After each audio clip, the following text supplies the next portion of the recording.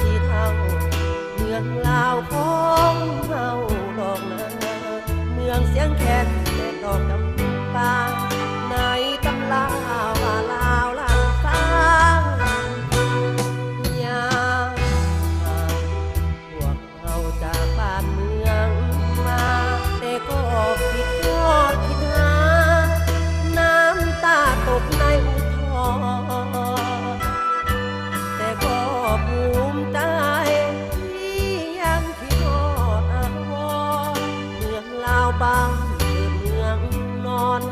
ถ้าจะย้อนวันคืนกลับมาถึงเมื่อครั้งนั่งมองเอียบของมูเซคิดทอดหลายเด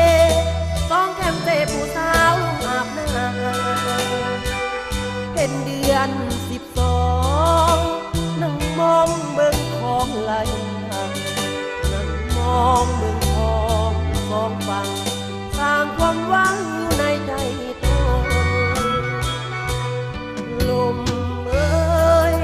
สวยเผยเอาหักคานี้ไปบอกลาวดีให้เรามีความสุขทั่วหน้าก่อนลมสวยผ่านบอกกันเป็นสื่อน้ำหน้าเมืองลาวอยู่ในโลกาถ้าจะย้อนวันคืนกลับมา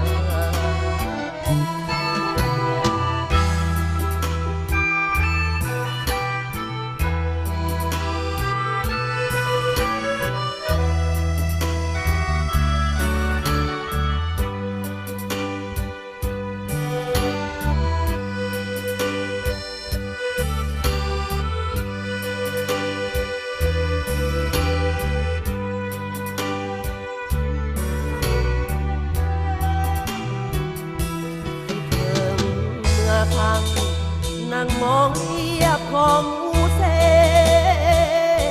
คิดทอดหลายเดต้องแคมเตผู้สาวลงอาบน้ำเป็นเดือน12นั่งมองเบิ่งของไหลนั่งมองเบิ่งของสองฝั่งสร้างความหวังอยู่ในใจ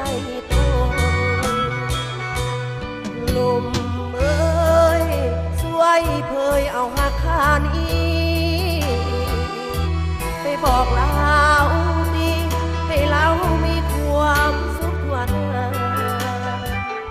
ก่อนลมสวยผ่านบอกกันเป็นสื่อน้ำหน้าเมืองลาวอยู่ในโลกาถ้าจะย้อนวันคืนกลับมา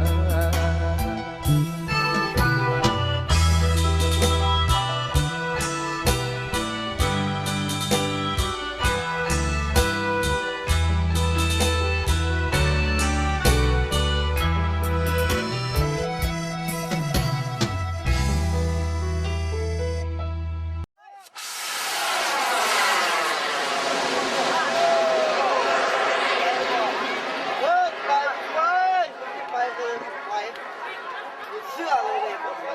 ย